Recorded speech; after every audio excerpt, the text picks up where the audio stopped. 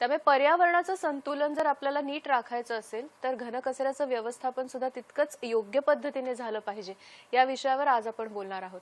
आणि हे सगळं सांगण्यासाठी आज आपण आमंत्रित केलं आहे नंदकिशोर गांधी सरांना। नमस्कार सर, कार्यक्रमात तुमचं मनापासून स्वागत करते। सर सामाजिक कार्यकर्ते आहेत, अमरावतीहून खास आपल्याकडे आले आहेत आणि विशेष करून प्लास्टिक आपण कसं वापरायचं नाही आणि आपण पर्यावरणाचा समतोल कसा राखू शकतो यावर त्यांचं काम आहे।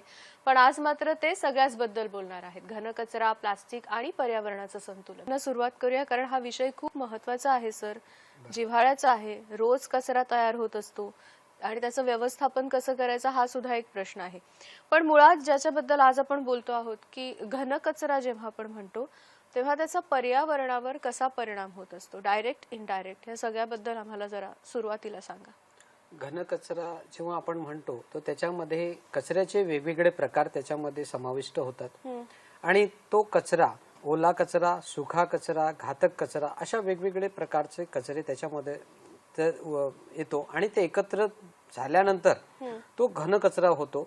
आणि याच्यामध्ये कसं आहे की आरोग्यावर त्याचा वाईट परिणाम होतो। हे एकत्र झालं तर एकत्र झाल्यामुळे काय होतं की त्याच्यामुळे आपल्या आरोग्यावर इनडायरेक्टली आणि डायरेक्टली हे दोन्ही परिणाम होतात। डायरेक्टली म्हणजे कसं की हा जो कचरा आहे जाळला तर वायू प्रदूषण होतो, बरोबर, पाण्यामध्ये गेला तर पाण्याचं प्रदूषण होतो आणि जमिनीवर आहे तर मग त्याचं त्या प्रकारे जे नियमाप्रमाणे त्याचं विलगीकरण नाही केलं आणि त्याचं खतामध्ये रूपांतर नाही केलं तर तो डायरेक्टली परिणाम होतो।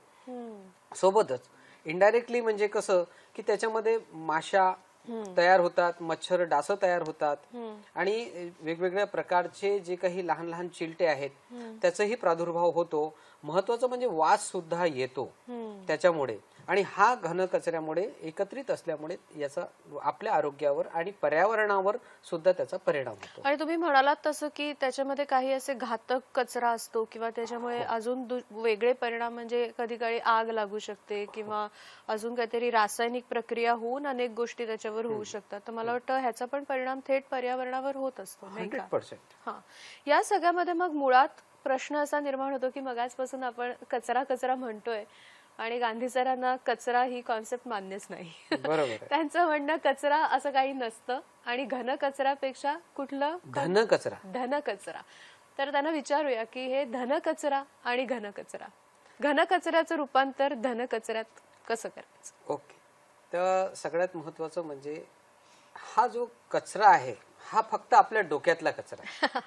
ही आपली मानसिकता बदलली पाहिजे। जेव्हा आपल्या डोक्यातला कचरा पूर्ण बाहेर निघेल तेव्हाच हा घन कचरा धन कचऱ्यामध्ये परावर्तित होईल। उदाहरणाच्या रूपात तुम्हाला सांगायचं राहिलं तर वर्तमानपत्र आपण रोज वाचतो, वाचल्यानंतर आपण फेकतो का? तो नाही फेकत, त्याला एका कोपऱ्यात साठवून ठेवतो आणि मग काय करतो, जेव्हाही रद्दीवाला येतो किंवा रद्दीवाल्याजवळ आपण जाऊन तो देतो तर त्याच्यापासून काय मिळतात? पैसे। म्हणजे काय झालं, तो कचरा आहे का?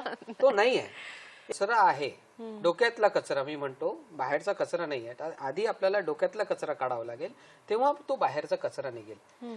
अशा प्रकारचं त्या कचऱ्याचं विलगीकरण केलं तर त्याच्यापासून पैशाचं रूपांतर होतो। आता जसं वेगवेगळं जसं लोहा लोखंडवाला येतो तर तो घेतो ना, बरोबर, आणि त्याचे काय देतो आपल्याला? पैसेच देतो। तो वेगळा असल्यामुळे आपण वेगळं केल्यामुळे तो पैसा देतो। असे पुष्कळचे उदाहरण आहेत की त्याच्यापासून आपण हे घेतो। सर म्हणजे हे जे तुम्ही आता सांगताय जे आपल्या संस्कृतीमध्ये म्हणण्यापेक्षा आपल्या घरांमध्ये काही वर्षांपूर्वी हे खूप सहज व्हायचं, बरोबर, की समजा घरात घर स्वच्छ केलं आणि सो कॉल कचरा जेव्हा आपण बाहेर काढतो तेव्हा लोखंड आपण यांना देऊया किंवा रद्दी तर आपण दर महिन्याला देतोच किंवा काही काही बाटल्या असतात तर ते आपण काचवाल्याला देऊया। हे पूर्वीपासून आपल्याकडे खरं तर चालत आलं होतं। पण एक गोष्ट आली आणि सगळं बदललं, त्याच्याबद्दल आपण बोलणार आहोत। पण ह्या अजून ह्याच्याबद्दल सविस्तर तुम्ही सांगत होतात या धनकचऱ्याबद्दल। तर हा जो कचरा वेगवेगळा केला तर त्याचं रूपांतर घन म्हणजे कसं, ओला कचरा आहे तर ओल्या कचऱ्याचं रूपांतर आपण खतामध्ये सुद्धा करू शकतो, त्याचे सुद्धा पैसे येऊ शकतात। स्थानिक पातळीवर स्थानिक स्वराज्य संस्था हे काम केलं तर फार चांगल्या प्रकारे काम होऊ शकतं। आणि महत्वाचं म्हणजे याच्यामध्ये लोकांचा सहभाग पाहिजे। खरं, फक्त सगळं स्थानिक स्वराज्य संस्थेवर लोटणं हे आवश्यक नाही आहे, कारण कचरा करणारे शेवटी कोण आहे? आपण आहोत. आपणच आहेत. कचरा आपण करतो आणि आपणच आपल्या कचऱ्याची तक्रार सुद्धा करतो. काही मी कचरा केला आणि माझ्या घरच्या बाहेर जो घरातला कचरा होता तो बाहेर टाकला, मग कचरा करणारे कोण? आपणच. आणि तो टाकल्यानंतर तो तसाच राहिला, मग अजून दुसऱ्या लोकांनी तिथं टाकला, असं टाकत टाकत टाकत तो पूर्ण ढीग झाला आणि मग त्याच्यावर वास येणार, मग डास येणार, मच्छर येणार आणि मग तो सगळं हे होणार. मग हा कचरा होऊच नये म्हणून आपण घरीच जी बास्केट आहे आपण या ओल्या कचऱ्याचे याच्यामध्ये ते करू शकता. लोकसहभाग आणि वैयक्तिक पातळीवर किंवा काही जण मिळून आपण काय काय करू शकतो